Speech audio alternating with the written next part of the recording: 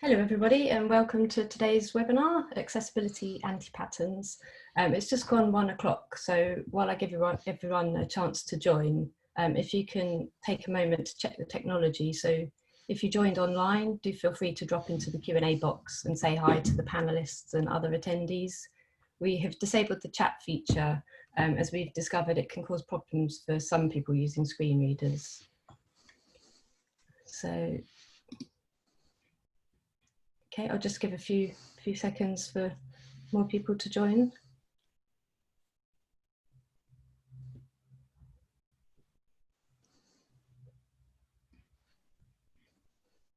Okay, so hello everyone and welcome to the webinar this afternoon on Accessibility Anti-Patterns. My name is Annie Mannion. I'm Digital Communications Manager at AbilityNet, and I'll be running you through a few housekeeping points before handing over to Dafydd Henke-Reed for today's session. So we've got live captions provided on the webinar in person from Judith at MyClearText. So thank you, Judith.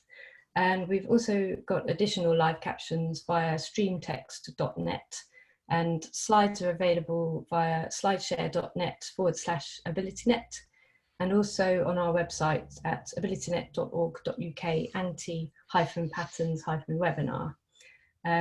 If you have any technical issues and you need to leave early, don't worry. You'll receive an email with the recording, transcript and slides.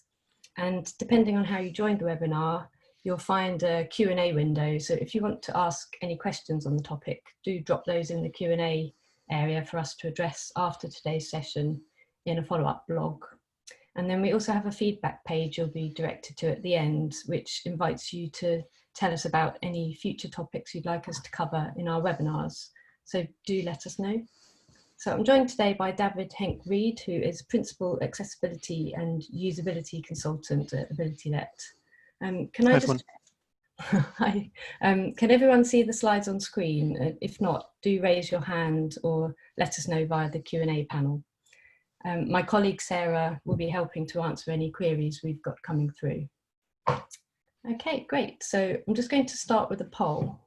So I'm just going to launch it now. What issues have you encountered when trying to make accessibility improvements? And this is a multiple choice option. And if you, depending on how you've joined the webinar, if you may find you can't see the poll, but do feel free to respond in the Q&A panel.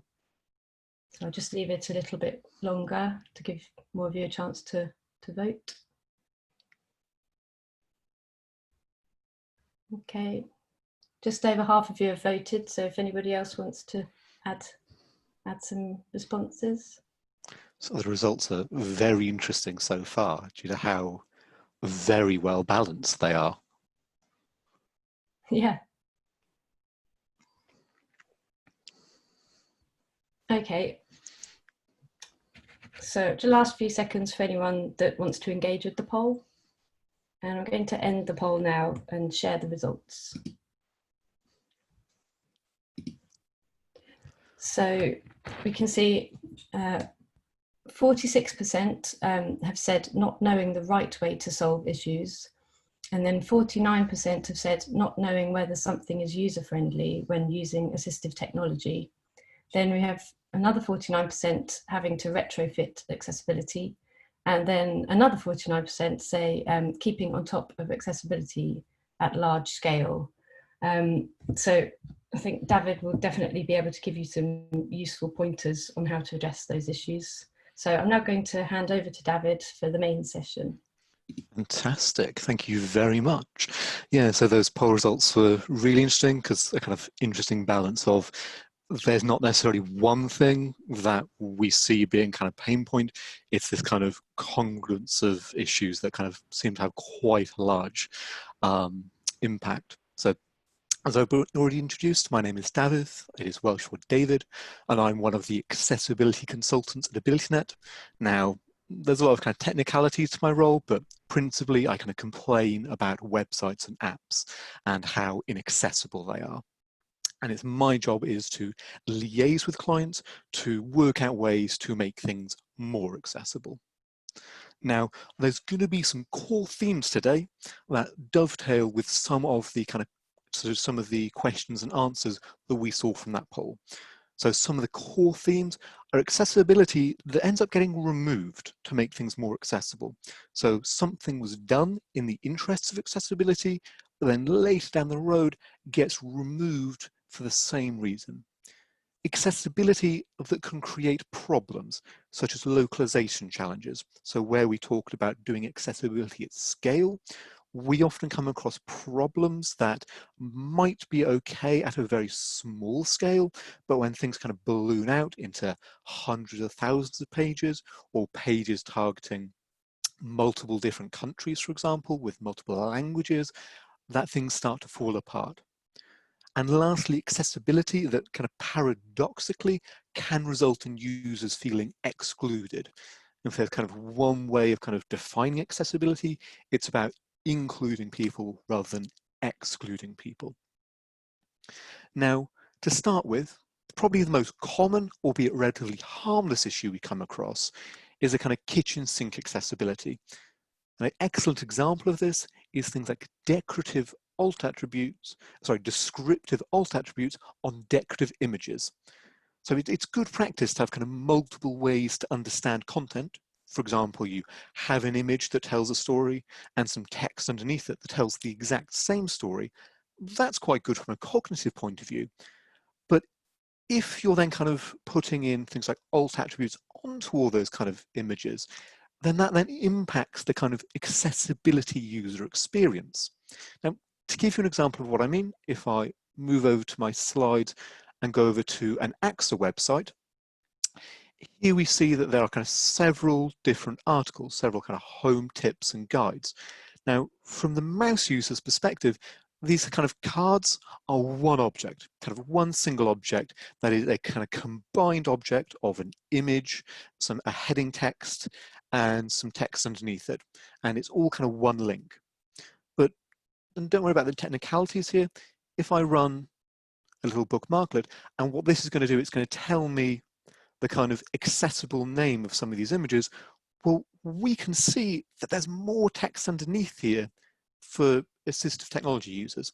So in the case of how to get rid of mold for good, we can actually see there's some additional text here, such as black mold against a white wall, or another image here that has bungalow with elderly man in front garden. And a question you can ask yourself with this is, materially, does this text add anything to the page? If these images were entirely invisible, would anything be lost? And in this case, subjectively, the answer would probably be no. And you can imagine one or two cases it's fine, but at scale, this can get problematic. For example, a screen reader user navigating through what is one object for the mouse user would be navigating through a descriptive image, through a heading that communicates the exact same information, and then onto the link. So what was one object is then becoming multiple objects, even though this is something that is only exposed to assistive technology. So one of the first things to think about with accessibility is thinking about the user experience and whether or not you need to expose all content to all users, or whether or not some of it is decorative, whether or not some of it is there for kind of visual fluff. Now, what's a bit also quite common, and it's pretty bad, is poor use of ARIA. Now, this isn't a technical masterclass on how to use ARIA, only that it is a tool that you can use to build custom components. So if you are just making a link, just making a button, then you can use native semantics and you get a lot of accessibility for free. But things become more complicated if you want to build a custom component. So here we have an example of a toolbar. And if we kind of visually scan it briefly, we can get the sense of, okay, so it's got some buttons, it's a row of buttons, and it's contained within a kind of bar.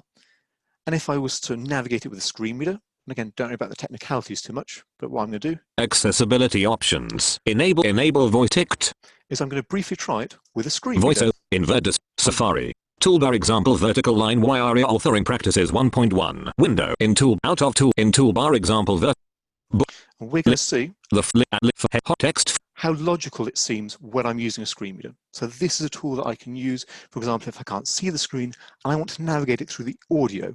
So let's see what in this case, VoiceOver, the screen reader, is telling me. Text formatting toolbar. Okay, it's text formatting. It's a toolbar to do with formatting of text. Okay, and if I enter into it. In text formatting toolbar, 12 items, bold, toggle button. Okay, so I'm in some kind of formatting toolbar. There's 12 items in it, and I'm on bold on a button, on a toggle button, so I can switch it on and off, and that'll allow me, I presume, to make text bold or not bold. If I navigate through it real quickly. Italic, underline, text alignment, text align center, radio, text align right, radio button.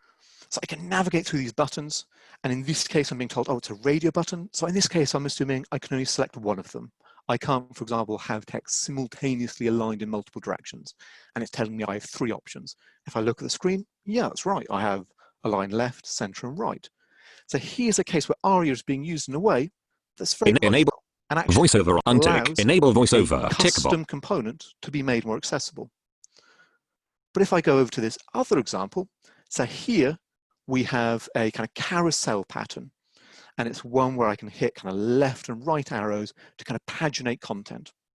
If I try the same thing real quick, where I'm going to try and navigate onto it with VoiceOver, and we're going to see what happens. Accessibility enable ticked. Voice keyboard preference. Slick the last carousel you'll ever need. Web content. And I'm just going to quickly jump through the page. Add autoplay to this kind of carousel item. We're going to see what VoiceOver says and see whether or not I can make the same logical deductions. Heading level 2, single item, toolbar. You are okay. It's 1, a toolbar. 2. Is that right? Is it like a set of buttons I can press? 5. 4, 5. That seems a bit strange. $$ dart single horizontal toolbar. Toolbar. Okay, I'll enter into the toolbar. In toolbar. 1 clickable. 1 clickable. 1 next button. Next button. You are bullet 1. Bullet 1.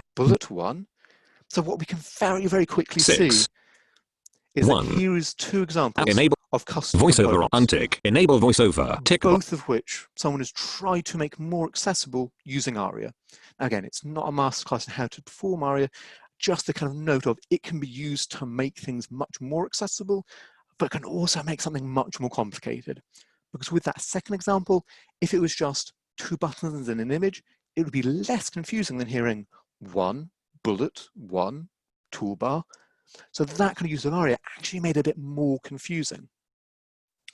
Now, the next thing that we often see getting kind of pulled out of websites is things like accessibility plugins and sidebars.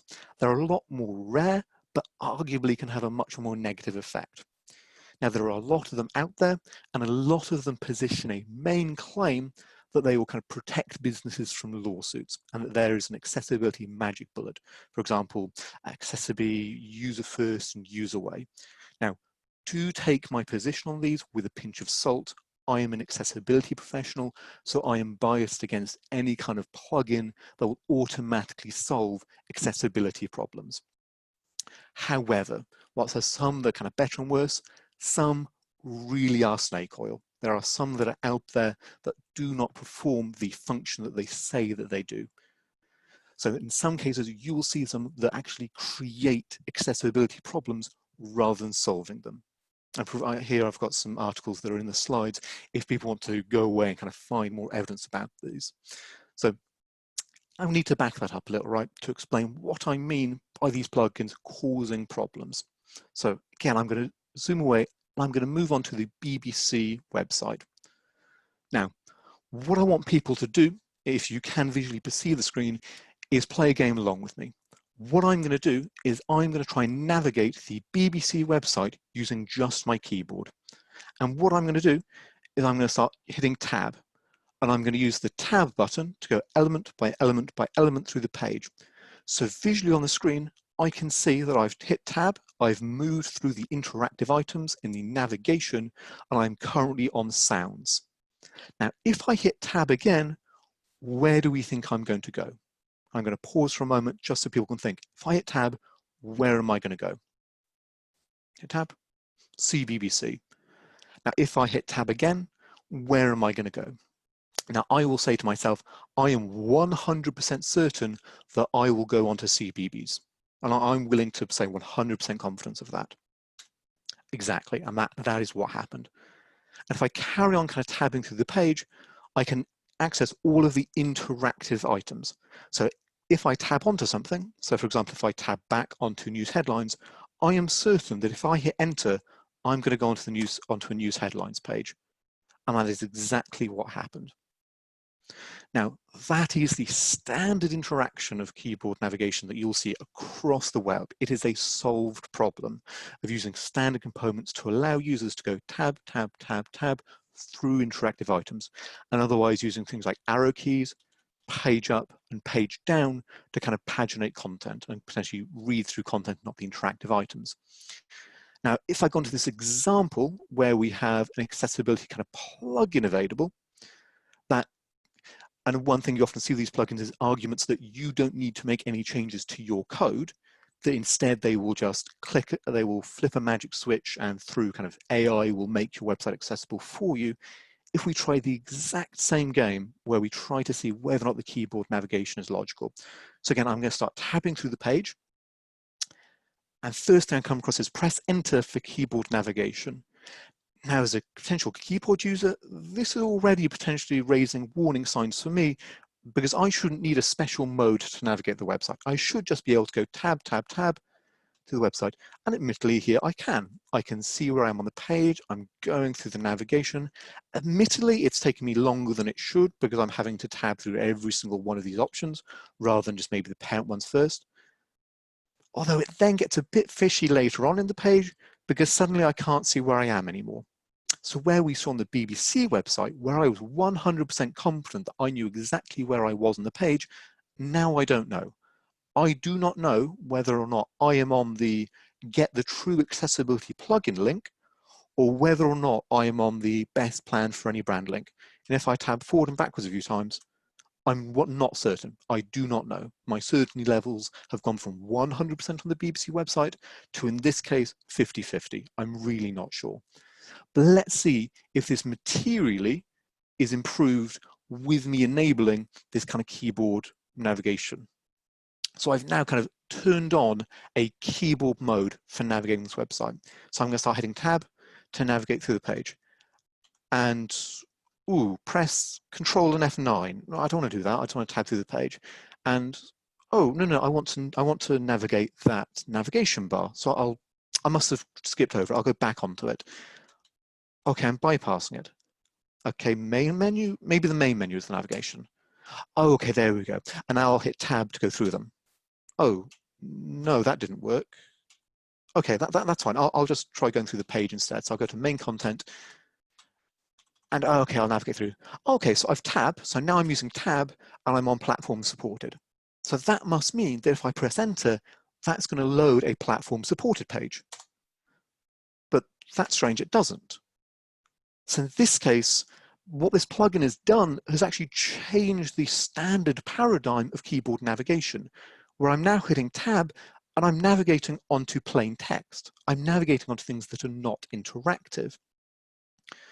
Now, I want to stress that this is not a kind of webinar really kind of to poo-poo the idea of using tools to make things more accessible, only that the idea that there is one thing that is magically going to solve your accessibility challenges is simply not true. And one thing that we often see happening and often see having to be retrofitted is the kind of removal of plugins that try to solve too many problems. Now, what we also see is what we can call problematic accessibility. So accessibility that's done that later down the road can cause some challenges. Now, we often see this with something called an ARIA label. Now, every single element that exists on a website can have this thing called an ARIA label. Now, this is just a kind of behind the scenes name that an element can have. Now, in this case, we have an example of a button called cookie settings. But if we look very carefully, we can see that it's got this name, cookie settings, that's kind of duplicated. Now, the problem that we get is that people struggle to maintain patterns when you have something that is visually on the page but also something that's done in the back end of the page. So as an example, what we very commonly see is generic links that are meant to be made more accessible, e.g. with hidden text or an ARIA label. So where you might come across something like read more, and in the background, something is done to make it a bit more explicit. So for example, read more about blah, blah, blah. To show off an example, if I go onto CSS Tricks, one thing they've done, and I will say they've done that, it's a nice thing they've done it, is that they have multiple of these read article links all over the page. However, if I inspect one of them, what I can see in the background is that each one of them has this kind of screen reader text that essentially gives more context to the link. And you might say, well, what's wrong with that? What's problematic about that? Well, what we see at scale is that people often forget them, is that you end up with people having to very, very manually fill these out for every single page, and also forgetting to localize them. So an example I have here from Aberystwyth University is I can turn the page to be in Cymraeg, so I can have it be in the Welsh language. And if I look through the page, visually, it looks like that localization effort has been done successfully. But if I, for example, inspect some of these objects that don't have visual names, because maybe they've got some kind of name in the background, I can see that there's some English left here. So there's some kind of English that's been left in for accessibility purposes to give some of these things names for screen readers, for voice recognition software that we've forgotten to localize. Now, the kind of solution here is to leverage kind of use of ARIA that doesn't rely on hard coding strings, that doesn't rely on having to very manually go through and on every single page filling out kind of individual strings. And this is often what we see as the outcome of an audit. So we will do an audit for someone and they kind of fix very local issues on very individual pages, but potentially miss out on this bigger picture about how these patterns are going to scale well with accessibility. As an example pattern here from inclusive components, the idea being that that read more button can actually be described or labeled by the heading of the card, so that there's no kind of strings that are secretly put in the background, and they're instead just wiring up what is already on the page to make a bit more sense for users. Now, what I lastly want to talk about is exclusionary accessibility, where accessibility can somewhat take a vantage point where it actually kind of pushes people away. Now, the most common instance of this we see is when user research is not used effectively. So accessibility absolutely needs to be part of your user research. If you're not kind of considering accessibility, then you're not considering a kind of healthy and inclusive kind of user group to include. At the same time, it must not be glorified bug testing. So you do not want to include kind of screen users, kind of keyboard users, voice recognition software as part of your user research if their inclusion is to get stopped at the very, very first page start of the website. So as an example where I was navigating the BBC website, if you can imagine a world in which I couldn't tab onto any of these links and it was entirely inoperable with a keyboard, full stop, could not be used with a keyboard, full stop, that would not be the suitable time to involve kind of diverse users in that user testing session. If you have kind of internal staff that can help you out and point in the direction, that's great. But if you're involving members of the public and presenting them with something that is just functionally broken, then that can be exclusionary. The kind of analogy I make is that you probably wouldn't run user kind of testing sessions with a website that you knew didn't work with a mouse, or an app that you knew nothing happened when you pressed the screen. So make sure that you're including accessibility in your user research when you have done at least some foundational internal testing so that you know it's good enough to kind of get some real valuable interactions out of. Another point is it is absolutely foundationally important that you be vocal about your commitment to accessibility. Do not keep it a secret. But there is a big difference between being vocal about your commitment to accessibility and being vocal about how successful you are at accessibility. Because for your users, your accessibility is only as good as their awareness of your accessibility. So absolutely, shout from the heavens how seriously you're taking it, but don't make wild claims, because with accessibility, trust is paramount. So whilst you can absolutely say, this is all the work that we're doing, and we're really, really proud of the work we've done, really, really, really never try to say, we have done accessibility, we have finished with accessibility. It's 100% complete, because the reaction to that is going to be distrust. The reaction to that is going to be a thought of, I'm not sure that I believe that. To give an example, if I go onto the Gov website, so this is the British government, I'm on their accessibility statement. And if I start to scroll through the page, one of the things that's right at the top is them honestly admitting that parts of their website are not fully accessible, which on the one hand enables users to have an awareness of, okay, so they are working hard on it and they are committed to it, but they're not 100% there yet. That's good. And what problem areas should I be aware of? Oh, I'm aware, for example, that some of their tables don't have the correct row headers. Okay, great. When I'm on tables, I'll maybe double check them, for example.